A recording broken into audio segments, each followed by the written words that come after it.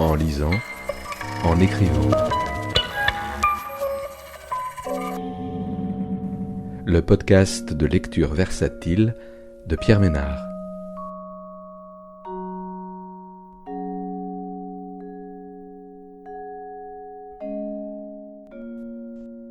Aujourd'hui, Chambre distante d'Emmanuel Laugier, paru aux éditions Nous, dans la collection Disparate, en 2023.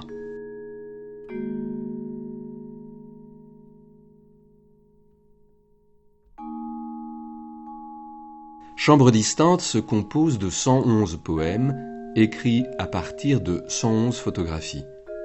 Le livre, qui offre une approche sensible de photographies très différentes, se présente également comme une histoire de la photographie du XIXe siècle à aujourd'hui. Ces images ne sont pas visibles, ni décrites ni expliquées. Parfois nous les reconnaissons, parfois le mystère reste entier. Ce sont les textes qui nous en révèlent l'essence, ce qui se dépose en nous. Leur auteur, leur titre, leur date figurent au recto de la page tandis que le poème se lit au verso.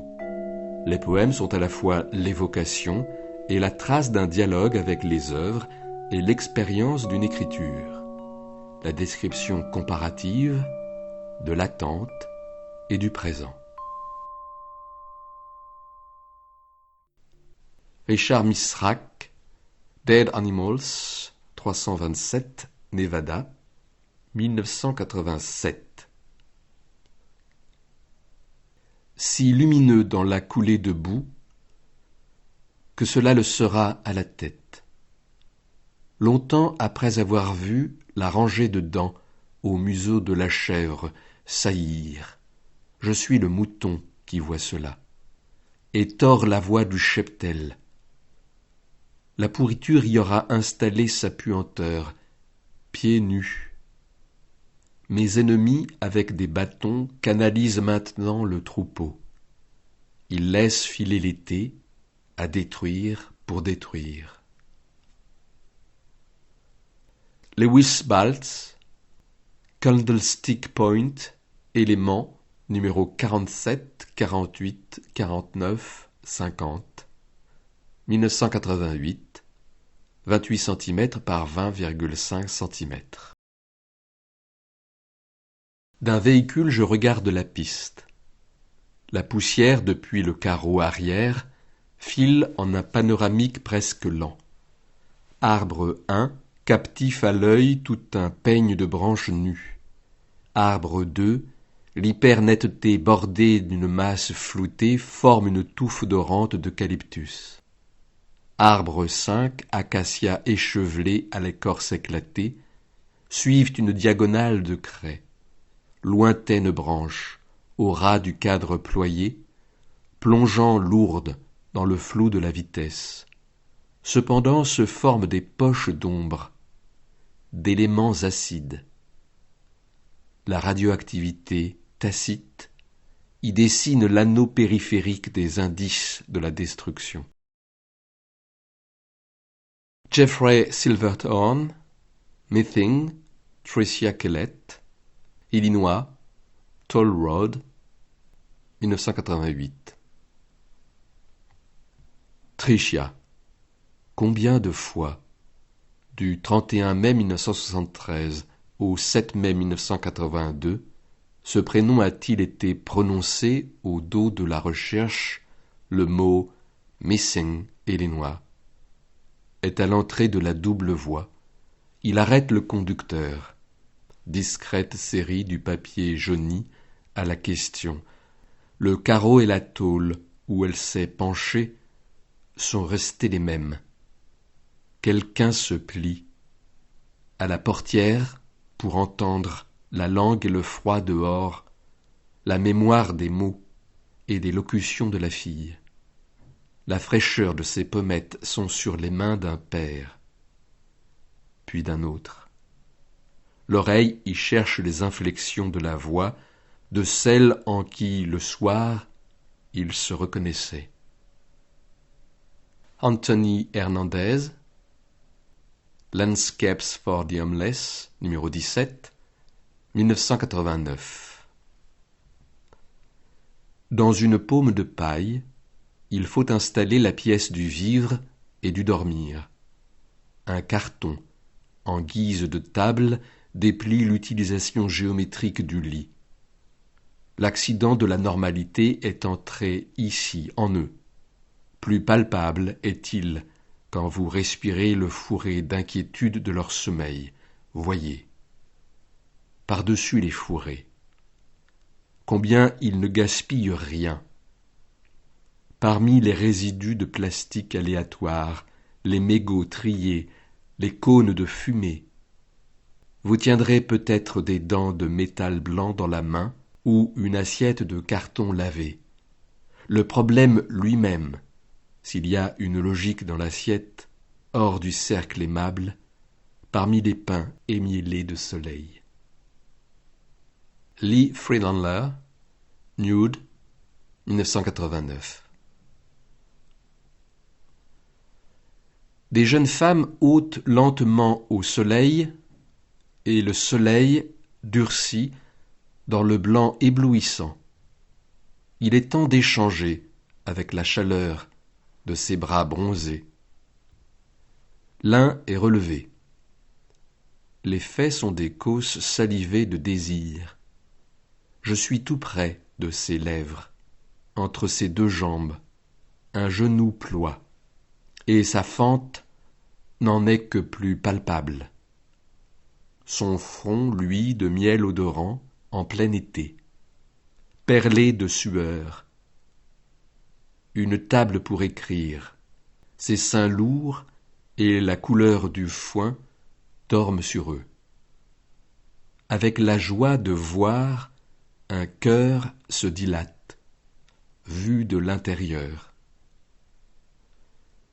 Moriyama Daido, Waterflower, série Lettres à Saint-Loup, 1990.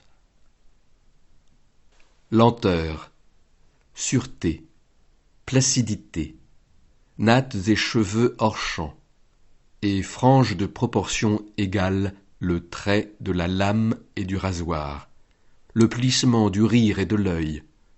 Toutes plongent, ont plongé, plongeront trois de leurs doigts dans une fleur, lente, large, ouverte, lèvres palpables, au vert brille, écarquillé l'œil, encore, collé à la paroi.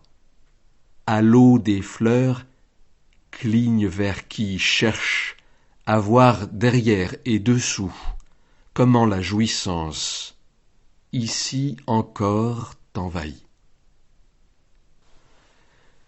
Jean-Marc Bustamante, tableau T 126.91, Cyprès, 1991. 139 x 112 cm, tirage cibachrome. Quand tu coupes en deux le cyprès des yeux, résine et résidu, périssable de la sensation à l'horizon du remploi, t'imprègne. Droit le long de la plaine jaune, doigt et colle odorante.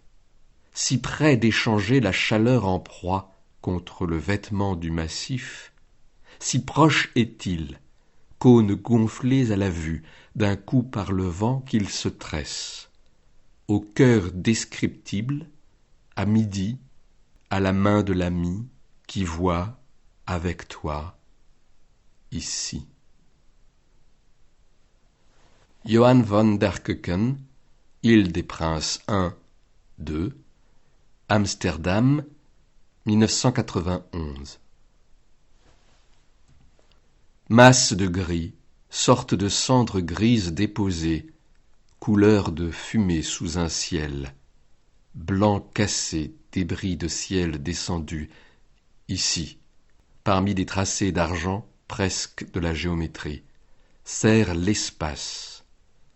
Triangle, toiture, tourelle, tamise et velours pour l'œil, et du point de vue du gras, revenu ici, je cherche, parmi les diagonales, la chambre noire de dépôt de bitume, à un détail près, lance d'un crochet, pour l'œil, fait mire et compose à nouveau.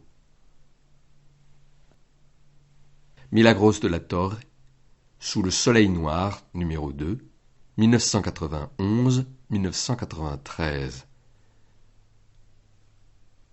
Je vise une masse sombre dans un rectangle noir, une tête de singe vidée de l'intérieur, fragments d'affamés répandus, larges orbites cerclées, mâchoires absentes, fond crânienne, logique hors du langage, tournée vers le dehors, cèpe de moelle épinière impossible à penser, ces jets de lumière épouvante, celui qui regarde la bande de la bouche, le sky enserré, la tête est cagoulée, l'indice de réfraction y est maximal.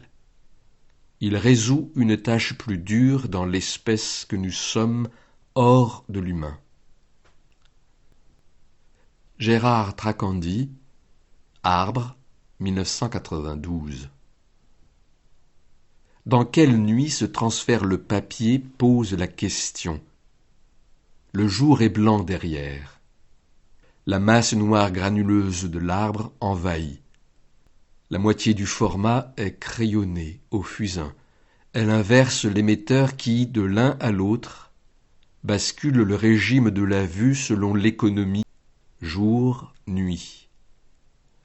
Seule la torsion du tronc conduit le transfert argentique et froisse la clarté du sol, d'où la distance se donne pour voir.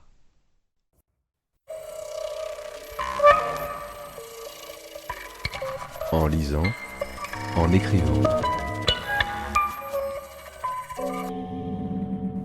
Le podcast de lecture versatile de Pierre Ménard.